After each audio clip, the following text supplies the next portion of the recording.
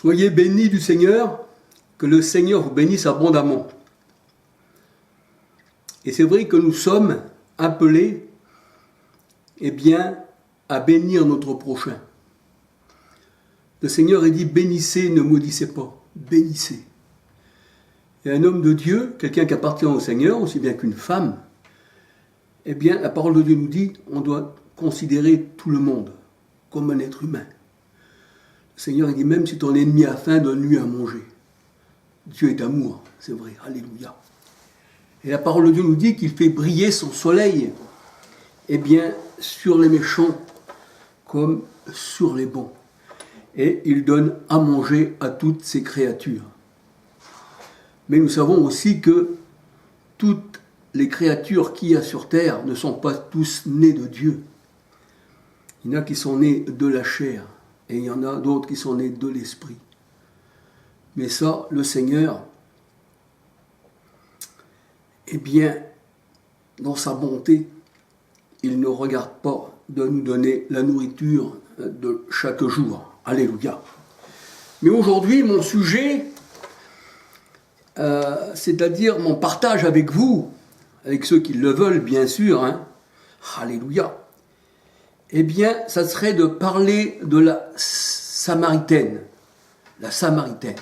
une femme de Samarie. C'est pour ça que dans la parole de Dieu, les femmes ne sont pas absentes. Le Seigneur, se sert des femmes. Et on voit que quand le Seigneur Jésus-Christ, a ressuscité, il a envoyé des femmes dire, voici, allez dire à mes frères, voici, je suis ressuscité. Et même on croyait que ces femmes-là étaient folles. Mais là, en vérité, non. Parce que le Seigneur a dit, je répondrai de mon esprit sur mes serviteurs, mais aussi sur mes servantes. Il y a serviteurs, mais aussi servantes du Seigneur. Ça s'écrit dans la parole de Dieu, dans Acte 2, 4, 18. Je répondrai dans mon esprit sur mes serviteurs et mes servantes. Et là, il y a une femme, une Samaritaine. Nous savons que la Samarie n'était pas bien vue des Juifs. Il y avait des différends. Même on disait au Seigneur Jésus-Christ, c'est un Samaritain. Voyez-vous, donc on prenait les Samaritains pour pas grand-chose. Mais le Seigneur, lui, il a fait de toutes les nations des disciples. Et le Seigneur, il ne regarde pas d'aller partout. Là où il y a une brebis qui est égarée, là le Seigneur, va à sa rencontre. Il laisse ses 99 brebis qui n'ont pas besoin, de surveillance, parce que le bon berger déjà a mis son nom, sa clôture autour de ses bergers et les a emmenés dans le bon pâturage. Il dit, je laisse mes 99 brebis et je vais chercher celle qui est perdue, ma brebis, qui est à moi, qui dit le Seigneur. Parce que nous sommes tous des brebis du Seigneur, alléluia, aussi bien hommes que femmes, alléluia. Là, on va se laisser guider par la parole de Dieu. Vous savez, le Seigneur, il parlait aussi des vierges, les 10 vierges. Ces 10 vierges-là, il y en avait qui avaient de l'huile dans leur lampe, et il y avait aussi ceux qui manquaient d'huile. Et ceux qui manquaient d'huile, bien sûr, c'était la maison d'Israël. Elle n'avait plus d'huile à donner au Seigneur. C'est pour ça que la parole de Dieu nous dit que la Jérusalem actuelle, c'est devenu Agar, c'est devenu l'Arabie, c'est devenu les enfants de la chair. Galates 4, 21 à 31. Et c'est vrai que, ces femmes-là n'avaient plus d'huile dans leur lampe. Matthieu 25, verset 6. Et il est dit, là, voici l'époux. Et quand l'époux est venu, il n'avait plus d'huile. Il n'y avait plus d'huile, il ne pouvait plus aller à la rencontre de l'époux. Et là, nous savons que l'époux, la parole de Dieu nous dit que c'est le Seigneur Jésus-Christ. 2 Corinthiens 11, verset 2.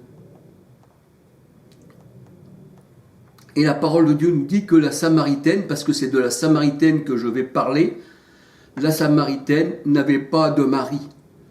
Jean 4, verset 17, bien qu'elle avait eu plusieurs maris.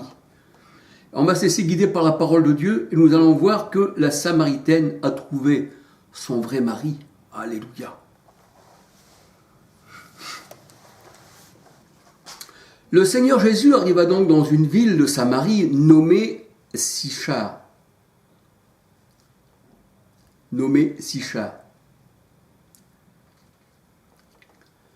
Et là,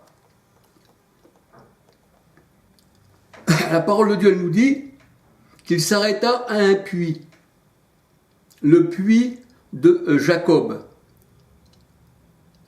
qu'il avait donné à Joseph son fils. Et dans ce puits, bien sûr, dans la profondeur du puits se trouvait une source, la source de Jacob, un puits profond. L'eau était basse. Tout ça dans la parole de Dieu, ça veut dire beaucoup de choses. C'est ce que nous allons voir après. Mais déjà, je vous explique. Je vous lis la parole de Dieu. Le Seigneur, fatigué du voyage, s'était assis au bord de la margelle du puits. C'était environ, la parole de Dieu nous dit, la 6e heure. Et nous savons que la 6e heure veut dire midi. Et là, une femme de Samarie, qu'on appelle la Samaritaine, elle vient puiser de l'eau au puits. Il était midi. Et vous savez que les personnes, comme il fait vraiment chaud dans ces pays, ils viennent de bonne heure à la fraîcheur puiser de l'eau, ou dans la soirée puiser de l'eau. Pourquoi ? Parce que il fait tellement chaud, surtout en plein midi. Pour ça qu'on dit midi, ça veut dire, là où c'était la mi-journée, là où le soleil est au-dessus de nous, là où ça tape le plus chaud possible. Et là, cette Samaritaine, elle vient à l'heure de midi.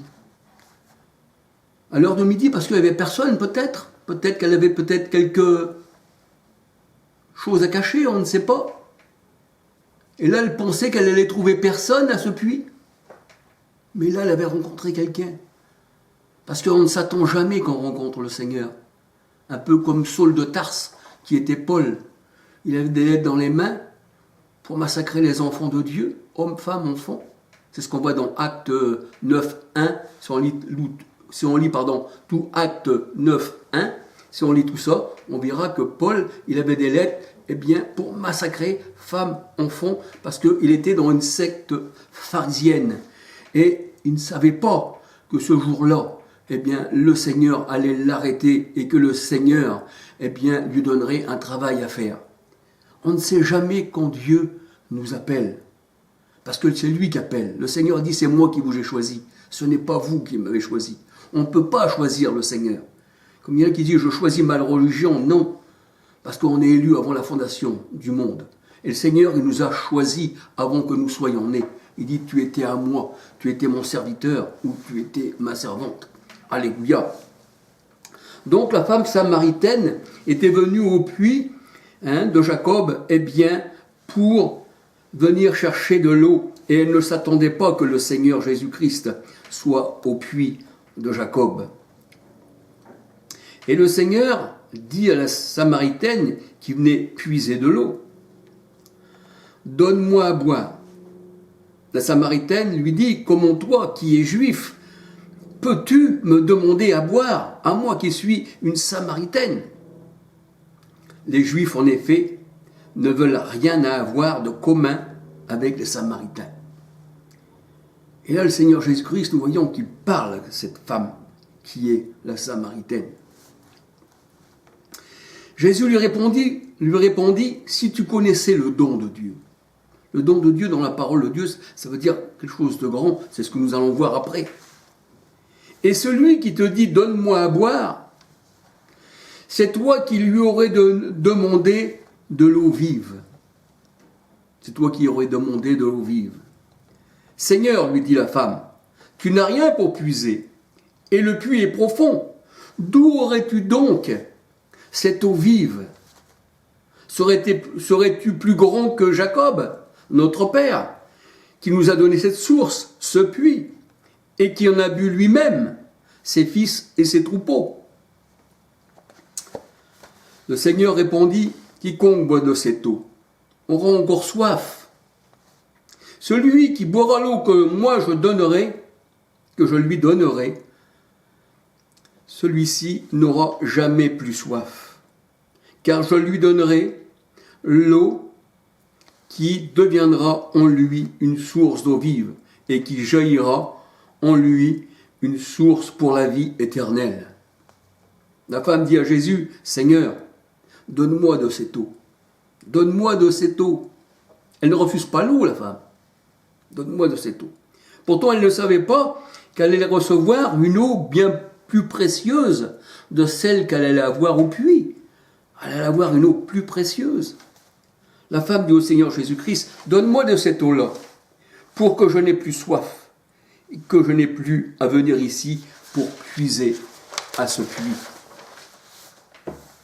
Va, lui dit Jésus, appelle ton mari et reviens ici. La femme répondit à Jésus, je n'ai pas de mari. Jésus lui dit, tu as raison de dire, je n'ai pas de mari.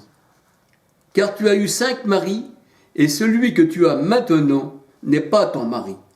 En cela tu as dit vrai, car celui que tu as maintenant n'est pas ton mari, en cela tu as dit vrai. Alors, ici, avec cette rencontre que le Seigneur a avec la Samaritaine, bien ici, il y a un langage littéral, on peut lire comme une histoire, c'est-à-dire, mais il y a un sens caché, un sens spirituel, que le Seigneur révèle à chacun de ses enfants. C'est pour ça que le Seigneur dit à vous, il vous a été révélé. Mais au monde de ceci n'a pas été révélé. Alors c'est vrai que là, il y a un langage spirituel avec la Samaritaine.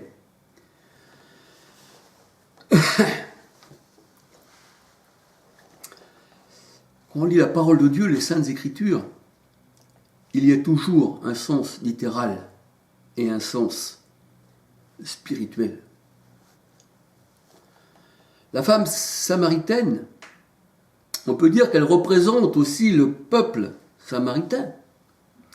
Comme dans Apocalypse 17:5, la grande prostituée qui représentait la grande ville. Apocalypse 17:18. Vous, la femme, elle peut représenter beaucoup de choses. Comme nous voyons dans ce monde aujourd'hui, eh bien, quand vous prenez la doctrine franc-maçonne, eh bien, leur doctrine est représentée par un triangle qui représente la Trinité. Vous savez, quand les catholiques, ils se font comme ça, ils se font un triangle. Père, Fils, Saint-Esprit, c'est un triangle. Et quand on regarde, eh bien, la Marianne, qui se trouve dans les mairies, eh bien, c'est le symbole de la France. Donc ici, la Samaritaine, eh bien, elle représentait le peuple samaritain. Le peuple samaritain qui s'abreuve à une eau terrestre. À une eau terrestre, c'est-à-dire qu'elle ne connaissait pas, eh bien, l'eau véritable, la véritable source qui est Jésus et que donne Jésus. L'eau de la Samaritaine, c'était une eau qui déçoive pour un moment. C'était une eau pour le corps. C'était une eau charnelle. Tandis que le Seigneur Jésus-Christ, l'eau qu'il donne à la Samaritaine, Jean 7, versets 37, 38, 39, c'est une eau qui nous abreuve véritablement et qui nous donne la vie. La parole de Dieu nous dit, c'est l'eau de l'esprit. C'est ça la vraie traduction dans la parole de Dieu. L'eau de l'esprit. Jean 7, versets 37, 38, 39. Et il parlait de cette eau. Et la parole de Dieu, elle dit, quand il parlait de cette eau, il parlait de l'esprit de ceux qu'allait recevoir cette eau. C'est-à-dire qu'elle allait recevoir l'esprit. Et 1 Corinthiens 12, 13 nous dit que nous sommes tous abreuvés, c'est-à-dire on boit, abreuvé d'un seul esprit. 1 Corinthiens 12, 13. Et Jérémie 2, 13 nous dit que Dieu, il est notre source Nous avons soif du Dieu vivant. Et le Saint-Esprit, c'est vrai, il est le don de Dieu. Si tu connaissais le don de Dieu, qui disait le Seigneur à la Samaritaine. Acte 2, 38. Acte 2, 38. Si on croit au Seigneur Jésus-Christ, en son nom, on reçoit le don du Saint-Esprit. Jean 4, verset 10, c'est ce que le Seigneur disait à la Samaritaine. Le Seigneur disait donc à la Samaritaine, « Vous vous adorez ce que vous ne connaissez pas. » Vous vous adorez ce que vous ne connaissez pas. L'eau que la Samaritaine venait chercher avec sa cruche représentait les doctrines du monde, représentait une eau qui n'est pas du Seigneur, représentait, on peut dire, une eau qui ne nourrit que le corps. C'est pour ça que le Seigneur a dit, l'homme ne vivra pas seulement de pain, mais de toute parole. Et le pain que je lui donnerai, qui est du Seigneur, celui-ci descend d'en haut. Il ne vient pas d'en bas. On ne peut pas le cueillir à la main, celui-ci. C'est le Seigneur qui nous le donne. Et c'est pour ça que le Seigneur, il dit, vous adorez ce que vous ne connaissez pas. Nous nous adorons ce que nous connaissons, qui dit le Seigneur. Parce que pourquoi? Les gens du monde, ils vont chercher l'eau en Égypte, le Seigneur, il dit, dans sa parole. Ils ont bu l'eau de l'Égypte. Mais le Seigneur, il dit, car le salut vient des Juifs. Le salut vient des Juifs. Il ne vient pas du monde. Il ne vient pas des sectes du monde. Il ne vient pas de Rome, de la Trinité de Rome. Il ne vient pas chez le pentecôtiste qui sort, de la Trinité catholique. Non, parce que le Seigneur, il dit que le salut vient des Juifs. Jean 4, 22. Et le Seigneur, il dit, nous adorons ce que nous connaissons. Tandis que vous, vous adorez, qui dit à la Samaritaine, vous adorez ce que vous ne connaissez même pas. Et on ne peut pas adorer une chose qu'on ne connaît pas. Et pourtant, les gens adorent les statues, adorent les vaches, adorent... C'est pour ça que le Seigneur dit, je leur ai fermé l'esprit. Donc, à cette femme, il lui fallait non pas de l'eau, d'un puits terrestre, une source terrestre, qui ne servait qu'à faire vivre la chair, il lui fallait de l'eau de l'esprit que le Seigneur lui-même lui donnerait. Et Jésus lui-même, il est la source. Le Seigneur Jésus lui-même, il est la source.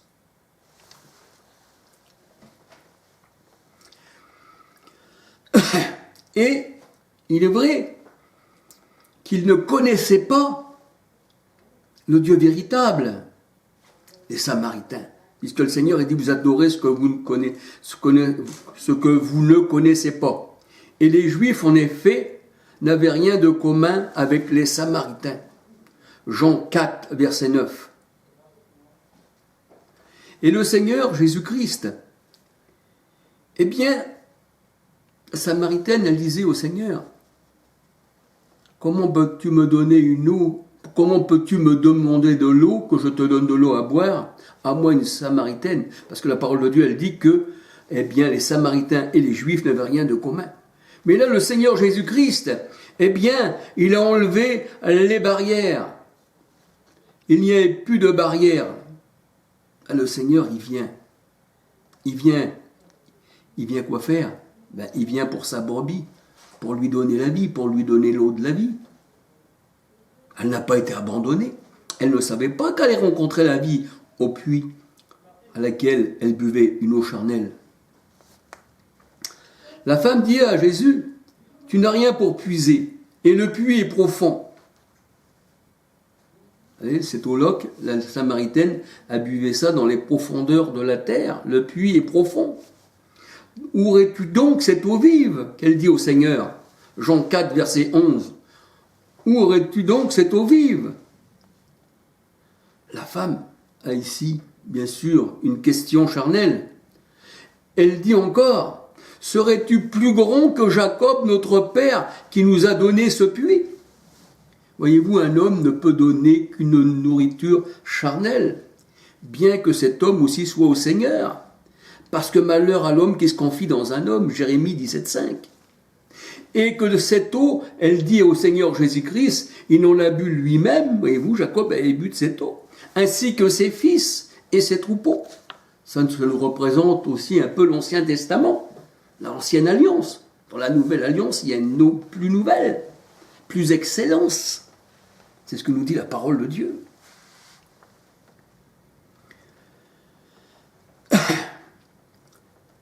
Et on peut dire en effet, Jésus il est beaucoup plus grand que Jacob, parce qu'elle disait au Seigneur Jésus-Christ, serais-tu plus grand que Jacob qui nous a donné cette eau, ce puits? Et en effet, Jésus est plus grand car il donne l'eau de la source d'eau vive qui jaillit jusqu'à dans la vie éternelle. Jérémie 2,13, Jérémie 17, verset 13. La parole de Dieu, elle dit, eh bien, que les nations ont abandonné la source d'eau vive. Ils n'ont pas voulu boire à la source d'eau vive, mais ils ont été boire en Égypte, qui dit le Seigneur. Et la parole de Dieu nous dit, j'ai soif du Dieu vivant. Psaume 63, verset 1, 2. J'ai soif du Dieu vivant. Nous sommes abreuvés d'un seul esprit. Et cet esprit-là, la parole de Dieu nous dit, eh bien, c'est le Dieu vivant. Dieu est saint et il est esprit. Et là, on voit que la Samaritaine, eh bien, maintenant, elle veut de cette eau. Pour qu'elle n'ait plus à venir, eh bien, au puits et que sa soif, eh bien, soit, on va dire, satisfaite.